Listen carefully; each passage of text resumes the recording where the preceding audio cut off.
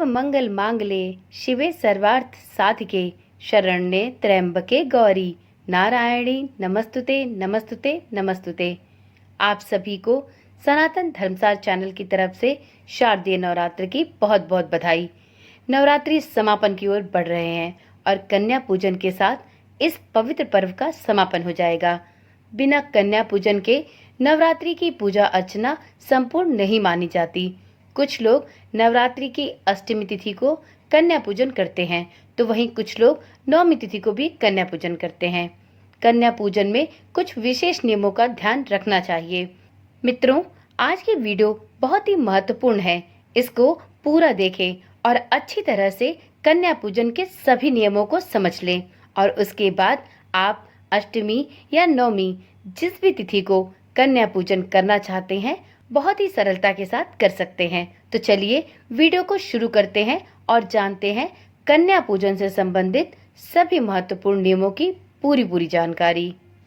नवरात्रि की अष्टमी या नवमी तिथि को कन्या पूजन करने का विधान है। कन्याओं को घर पर आदर सत्कार के साथ बुलाकर उनकी पूजा की जाती है और फिर उन्हें भोजन भी कराया जाता है। कन्या पूजन के बाद ही नवरात्रि की पूजा संपूर्ण मानी जाती है। ऐसा हमारे शास्त्रों में भी वर्णित है। मान्यता है कि माँ दुर्गा के 9 स्वरूपों को मानकर कन्या पूजन किया जाता है और ऐसा करने से माता का आशीर्वाद प्राप्त होता है और साथ ही जीवन में मंगल ही मंगल बना रहता है। कन्या पूजन करते समय कुछ नियमों का विशेष ध्यान रखा जाता है। इन नियमों के तहत ही पूजन संपूर्ण होता है। अगर आप भी अष्टमी या नवमी तिथि को कन्या पूजन कर रहे हैं तो इन नियमों का विशेष रूप से ध्यान रखें, जिससे आपके नवरात्रि का संपूर्ण लाभ आपको प्राप्त हो सके और माता भगवती की कृपा भी आप पर और आपके परिवार पर सदा सर्वदा के लिए बनी रहे। तो देखिए, आज की वीडियो में हम जानते हैं सबसे पहले कुछ महत्वपूर्ण कन्या पूजन के नियम। उसके बाद वीडियो में हम ये भी जानेंगे कि यदि हमें कन्याएं ना मिले तो उस स्थिति में हम क्या कर सकते हैं और साथ में कुछ प्रश्नों के जवाब भी इस वीडियो में देखते हैं जो कन्या पूजन से संबंधित है। तो सबसे पहले जानते हैं कन्या पूजन के कुछ विशेष नियम। तो मित्रों, कन्या के साथ एक बालक को भी आमंत्रित करना कन्या पूजन का एक विशेष नियम है। कन्या पूजन में इस बात का ध्यान रखें कि कन्याओं की उम्र 2 से 10 साल की उम्र के बीच होनी चाहिए और इनकी संख्या 9 होनी चाहिए। ये 9 कन्याएं माँ दुर्गा के 9 स्वरूप मानी जाती हैं। उनके साथ एक बालक को भी आमंत्रित किया जाता है। वह बालक लांगूरा या बटुक भैरव का रूप माना जाता है। शक्ति पीठ की सुरक्षा के लिए महादेव ने एक भैरव रखा हुआ है, इसलिए देवी के साथ इनकी पूजा भी की जाती है। शक्ति पीठ की पूजा के बाद अगर भैरव के दर्शन न किए जाए तो माता का दर्शन भी अधूरा माना जाता है। तो इसलिए यदि आप भी अपने घर पर कन्याओं को कन्या भोजन के लिए आमंत्रित कर रहे हैं तो उसके साथ 2 से लेकर 10 वर्ष के अंदर का ही एक बालक भी अवश्य बिठाएं। अगला नियम है कन्याओं की आयु। मित्रों, शास्त्रों के अनुसार 2 वर्ष की कन्या को कुमारी, 3 वर्ष की कन्या को त्रिमूर्ति अर्थात देवी दुर्गा, लक्ष्मी और सरस्वती, वहीं 4 वर्ष की कन्या को कल्याणी, 5 वर्ष की कन्या को रोहिणी, 6 वर्ष की कन्या को माता कालिका, 7 वर्ष की कन्या को चंडिका, 8 वर्ष की कन्या को शांभवी, 9 वर्ष की कन्या को देवी दुर्गा और 10 वर्ष की कन्या को सुभद्रा कहा जाता है। कन्या पूजन के समय हर कन्या अव्यक्त ऊर्जा का प्रतीक मानी जाती है और सभी 9 कन्याओं के होने से यह सक्रिय हो जाती है। इनकी पूजा से माँ दुर्गा का घर में विशेष रूप से आगमन माना जाता है। इसलिए कोशिश करनी चाहिए कि यदि आपको कन्या पूजन करना हो तो ऐसी स्थिति में आपको 2 से लेकर 10 वर्ष की कन्याएं प्राप्त हो सके और कन्याओं की संख्या 9 हो। अगला नियम है कन्या पूजन का शुभ मुहूर्त। तो मित्रों, ऐसी मान्यता है कि आपको अष्टमी या नवमी के दिन कन्या पूजन के शुभ मुहूर्त में ही कन्याओं की पूजा और उन्हें भोजन कराना चाहिए, परंतु इस बात को लेकर लोगों में संशय की स्थिति बनी रहती है, क्योंकि यह अक्सर देखा गया है कि कन्याएं आपको कन्या पूजन के शुभ मुहूर्त के समय उपलब्ध हो सके, ऐसा हर बार आवश्यक नहीं होता है। जब कन्याएं मिले तभी आप अष्टमी और नवमी के दिन कन्या पूजन कर ले। तो इसलिए इस नियम का पालन करना थोड़ा कठिन होता है, क्योंकि कन्याएं आपके हिसाब से और शुभ मुहूर्त के अनुसार मिल जाएं, ऐसा संभव नहीं होता। कन्या पूजन में 3 विशेष भोगों का होना आवश्यक है। मित्रों, कन्या पूजन में कन्याओं को हलवा, चना के साथ पूरी, खीर, सब्जी आदि चीजें सामर्थ्य के अनुसार परोसी जाती हैं। साथ ही इस बात का ध्यान रखा जाता है कि कन्याओं और लंगूरा को जबरदस्ती भोजन ना कराया जाए। वे जितना खाना चाहें उतना ही उन्हें आदरपूर्वक खिलाएं और कोशिश करें कि कन्याओं के भोजन के बाद जूठे भोजन को आप इधर उधर ना फेंके। उन्हें कौवा, चिड़िया इत्यादि के लिए भी डाल सकते हैं। कन्या पूजन में 3 भोगों का विशेष रूप से महत्व है। अष्टमी या नवमी तिथि पर कन्या पूजन के लिए बनाए गए भोग में 3 विशेष चीजें जरूर बनानी चाहिए। इसमें है पूरी, चने की घुघरी और हलवा। ऐसी मान्यता है कि पूरी, हलवा और चने की घुघरी जरूर से बनानी चाहिए और इसके अतिरिक्त आपके सामर्थ्य में या आपको सुविधा अनुसार जो भी और पकवान बनाने हो उनको भी आप बना सकते हैं, परंतु यह भोजन पूर्णतः सात्विक होना चाहिए। इस बात का भी ध्यान रखें। अगला नियम है कि कन्याओं को कन्या पूजन के समय किस तरफ मुंह करके बिठाना चाहिए। तो देखिए, कन्याओं को जब भी आप निमंत्रित करें कन्या पूजन के लिए, तो आप उन्हें पूर्व दिशा की ओर मुख करके ही बिठाएं और उन्हें बैठने के लिए स्वच्छ आसन जरूर लगाएं। अगला नियम है कि कन्याओं को कुश के आसन पर या लकड़ी के पाट पर बिठाकर ही उन्हें भोजन कराना चाहिए। तो इस बात का भी ध्यान रखें। अगला नियम है दक्षिणा से संबंधित। तो मित्रों, जब भी आप कन्या पूजन करें तो कन्याओं को भोजन कराने के बाद अपनी सामर्थ्य के अनुसार उन्हें उपहार और दक्षिणा भी जरूर दें। बिना दक्षिणा के आपका कन्या पूजन का फल अधूरा रहता है, क्योंकि बिना दक्षिणा के कोई भी पूजा या व्रत संपूर्ण नहीं मानी जाती। तो आप अपने सामर्थ्य के अनुसार कन्याओं को विदाई के समय दक्षिणा भी जरूर दें। मित्रों, वीडियो में अब जानते हैं एक सबसे महत्वपूर्ण प्रश्न, या यूं कहें कि एक सबसे बड़ी समस्या, कि आपको नवमी या अष्टमी तिथि पर कन्या पूजन के लिए कन्याएं न मिले तो ऐसी स्थिति में क्या करना चाहिए। तो चलिए आज इस समस्या का भी समाधान हम इस वीडियो के माध्यम से जानेंगे कि यदि आपको अष्टमी या नवमी पर कन्या पूजन के लिए कन्याएं ना मिले तो ऐसी स्थिति में आप क्या कर सकते हैं। तो मित्रों, शारदीय नवरात्र में माँ दुर्गा के 9 स्वरूपों की पूजा की जाती है। नवरात्रि के आखिरी 2 दिनों में अर्थात अष्टमी और नवमी के दिन कन्या पूजन करके उन्हें भोजन कराया जाता है।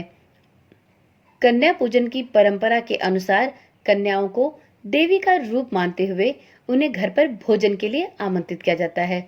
उनके चरणों को जल से धोकर उन्हें कुश या चौकी के आसन पर बिठाया जाता है और इसके बाद उनका श्रृंगार करके उन्हें चुनरी उड़ाकर, रोली और कुमकुम लगाकर उसके बाद उन्हें भोजन कराया जाता है। भोजन में पूरी, चना और हलवा विशेष रूप से चढ़ाए जाते हैं।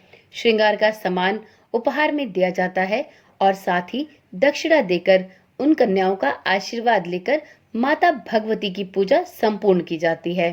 परंतु कभी कभी ऐसा होता है कि नवरात्रि में कन्या पूजन के दौरान 9 कन्याओं को घर पर बुलाना सबसे कठिन हो जाता है, क्योंकि इन 2 दिनों में प्राय सभी लोग कुंवारी कन्याओं को अपने घर में भोजन के लिए आमंत्रित करते हैं। तो ऐसी स्थिति में 9 कन्याओं का मिलना थोड़ा मुश्किल हो जाता है।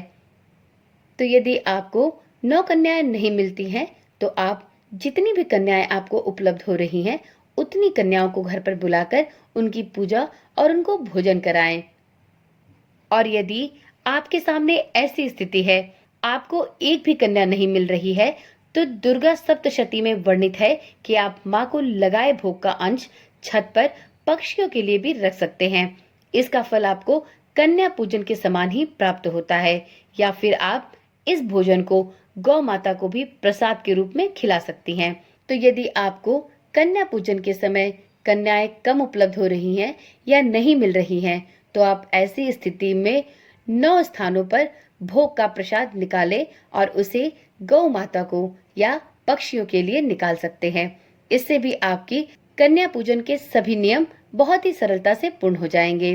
देखिए, अगले उपाय में आप ये भी कर सकते हैं कि अगर कन्या पूजन के दौरान कोई कन्या कम रह जाती है तो उसके भोजन की थाली जिसमें पूरी, हलवा और चने का प्रसाद हो और साथ में जो आप उपहार और दक्षिणा दे रहे हैं उन्हें अलग से निकाल लें और बाहर किसी मंदिर में दे आएं या फिर कहीं बाहर जाकर किसी कन्या को भी दे सकते हैं।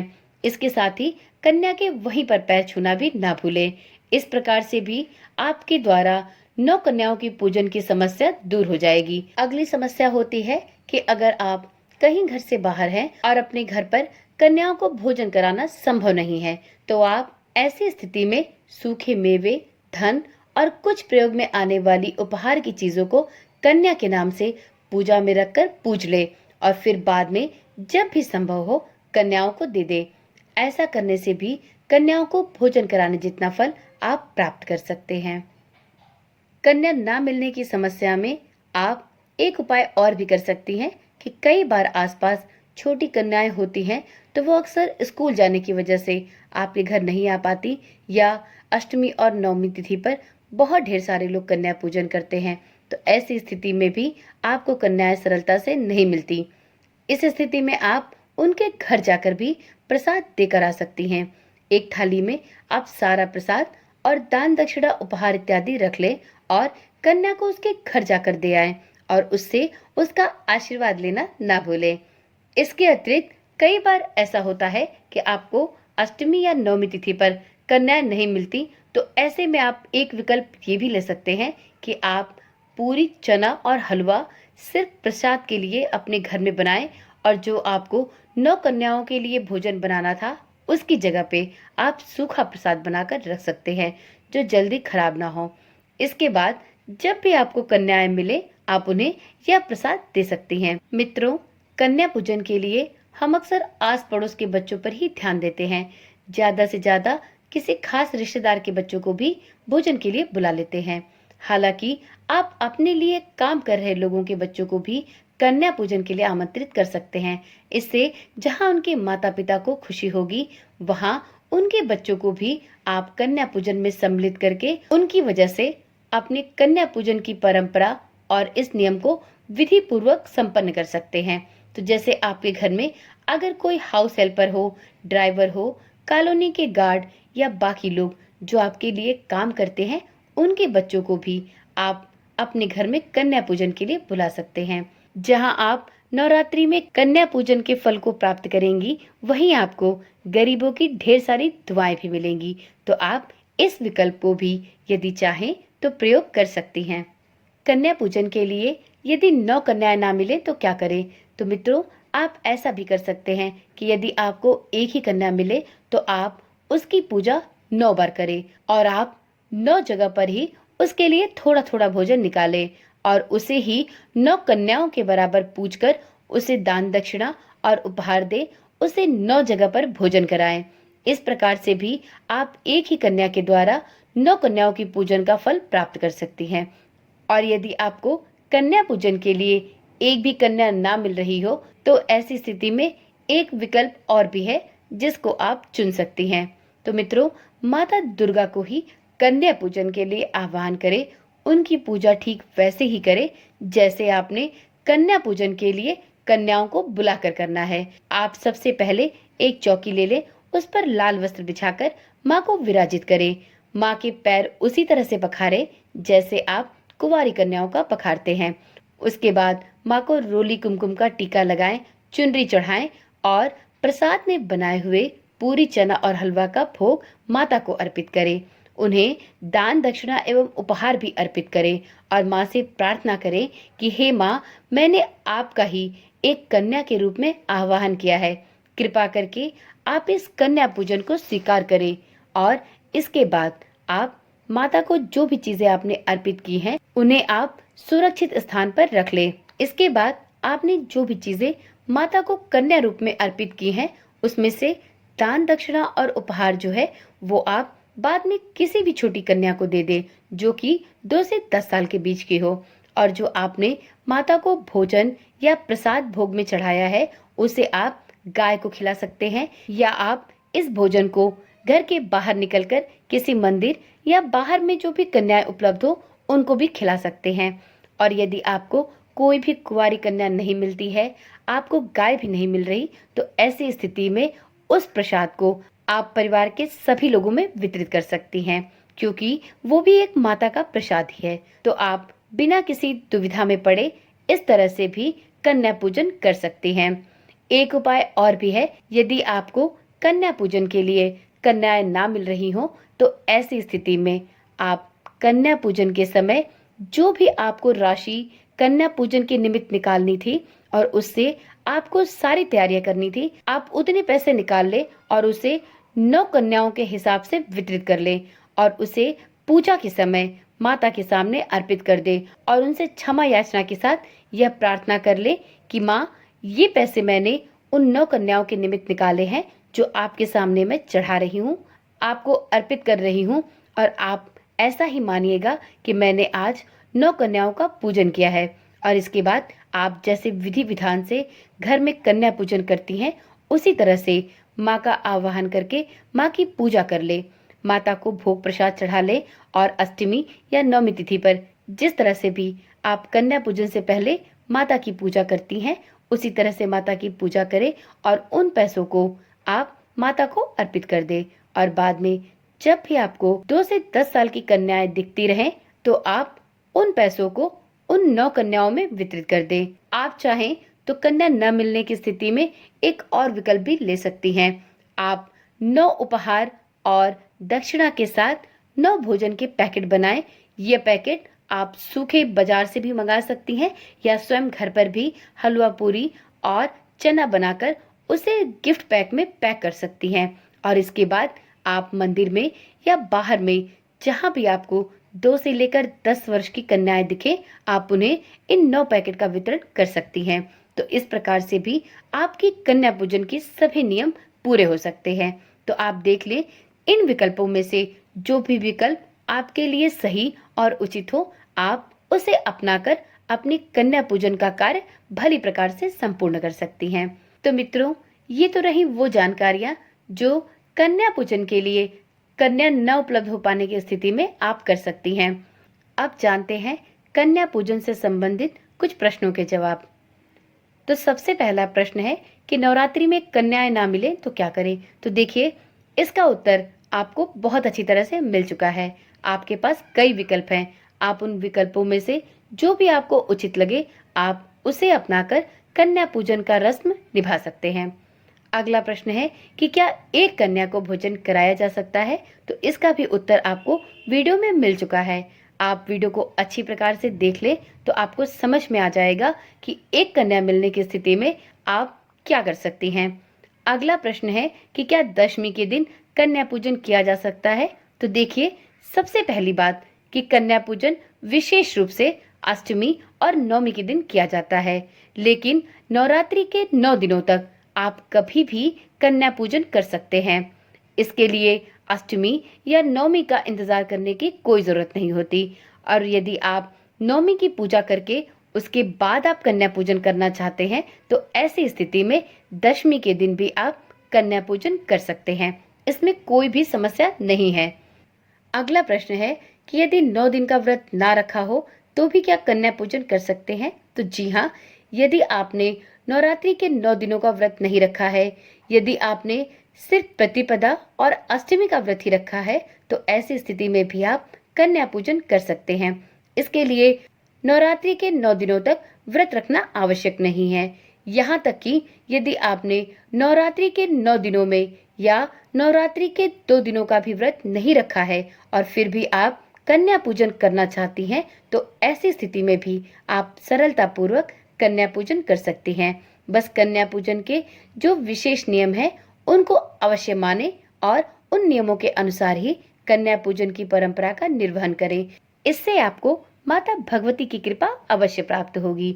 तो ये थे कन्या पूजन से संबंधित सभी नियम विधियों की पूरी जानकारी। उम्मीद करती हूँ कि इस वीडियो के माध्यम से आपको संपूर्ण नियमों की जानकारी बहुत ही अच्छे प्रकार से मिल गई होगी। मित्रों, यदि आपको ऐसा लगता है कि इस वीडियो में दी गई जानकारी आपके लिए काम की थी और ऐसी जानकारियां और लोगों के पास भी पहुंचनी चाहिए, तो इस वीडियो को ज़्यादा से ज़्यादा लोगों तक शेयर करें और हो सके तो कन्या पूजन से संबंधित सभी जानकारियों, सभी नियम विधियों को और लोगों तक साझा करें, जिससे कन्या पूजन से संबंधित किसी भी समस्या का सामना किसी और को ना करना पड़े।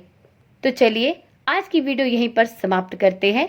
यदि फिर भी आपके मन में कन्या पूजन से संबंधित कोई भी प्रश्न हो तो आप कमेंट के माध्यम से पूछ सकते हैं, आपको उसका जवाब जरूर दिया जाएगा। ओम नमः शिवाय। जय श्री कृष्णा। राधे राधे।